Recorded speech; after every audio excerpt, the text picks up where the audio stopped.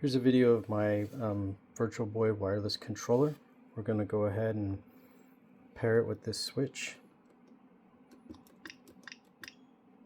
This has my new updated switch firmware, so if we turn this on, it goes into pairing mode when it's in blue.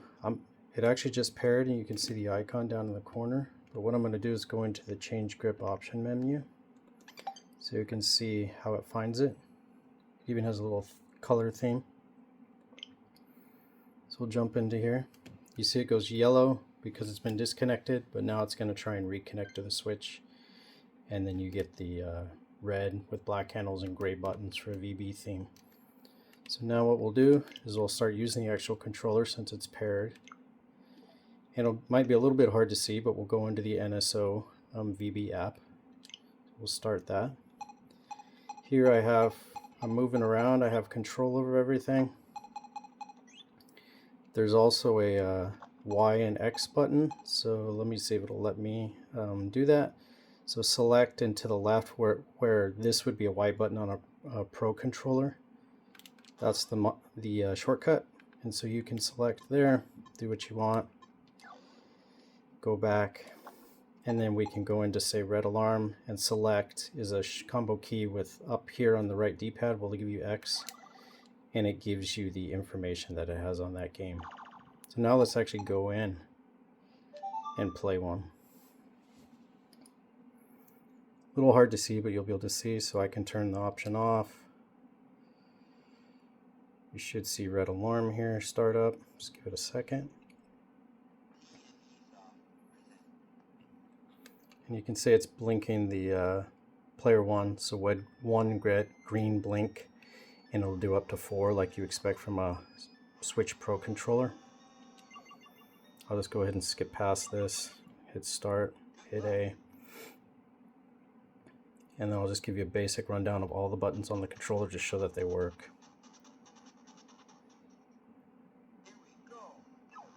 So B on red alarm lets us go back, A goes forward, so you can see I can move there.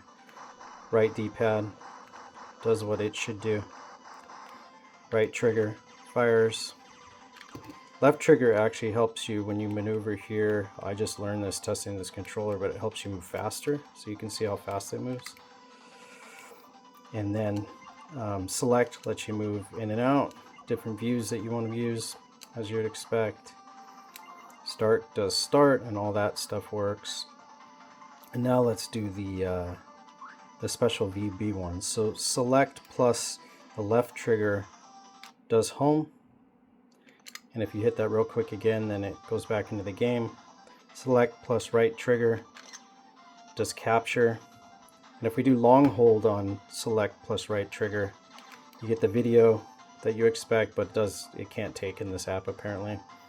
If you do long press on hold, long press select and left trigger, then you get your brightness and sound levels like you expect on a Pro controller. So we'll exit out of that.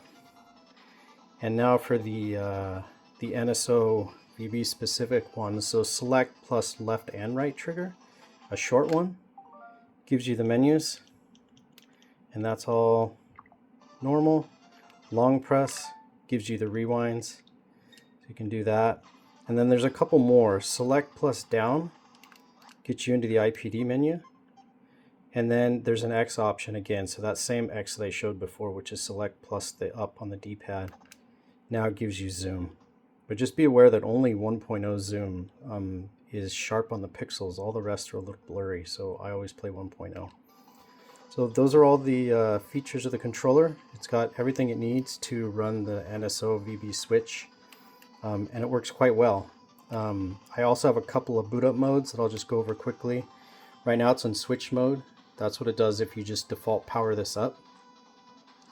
If you power this up but hold down the left right D-pad button that I have my thumb on now, it will boot up into a D-input mode. That's for emulators on PC, and also for BlueRetro receivers that I have, so it'll be compatible there.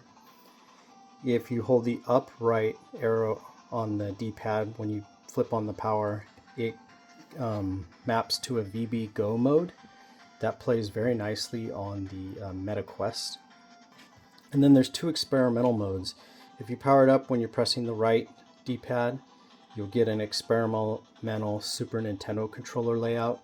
That's just for people to play with. It's not really meant for the VB, but it'll show up on the control panel on the Switch like a SNES controller.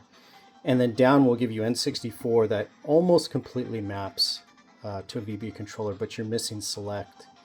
And so you can play with that as well. It'll show up as an N64 controller on the Switch, but be aware you'll be missing select, and you won't have all the NSO VB shortcuts. The only way to really implement everything I needed was to have it emulate a Switch Pro, and so that's what it does. So that's what you have. That's my new V2 firmware for my Virtual Boy wireless controller PCB. That's available at RetroOnyx.com. And that will get you playing the NSO VB with an authentic feeling controller. Okay, thanks.